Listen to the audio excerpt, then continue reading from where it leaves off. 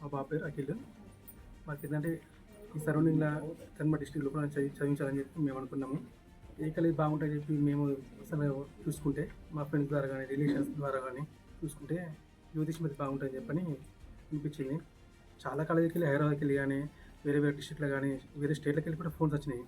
కానీ ఈ కాలేజ్ మాత్రం అసలు ఫోన్ రాలేవు. ఎందుకని చెప్పని ఇక్కడ అడ్మిషన్ అయ్యేటప్పుడు మాత్రం పడితే మా కాలేజ్ నుంచి అట్లా రికమెండేషన్స్ ఏమి ఉన్నాయండి. మా కాలేజీ స్టడీ బాగుంటుంది, అన్నిటిలో బాగుంటుంది, మీరే తెలుసుకొని వచ్చే విధంగా మాకు సంతోషం అని చెప్పి వాళ్ళు అన్నారు.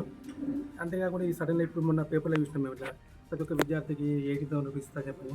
అది చాలా గ్రేట్ విషయం అది. ఎందుకంటే ఇవాళ రేపు చాలా కాలేజీలు అంత కమర్షియల్గా ఫీజు వసూలు చేస్తారు తప్పించి ఇవ్వడానికి ఎవరు కూడా ముందరికి రారు.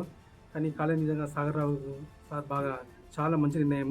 ఎందుకంటే ప్రతి ఒక్క విద్యార్థి ఆర్థిక పరిస్థితి ఏ విధంగా ఉంటుందో తెలియదు. కొంతమంది బాగుంటారు, కొంతమంది బాగుండరు, కొంతమంది చాలా బీద పరిస్థితిలో ఉంటారు. వాళ్ళకి 18,000 చాలా ఇంపార్టెంట్ అండి. నాకైతే చాలా అభినందనీయం. ప్రత్యేకించి తనకు నా తరపున మీ అందరి తరపున కృతజ్ఞతలండి.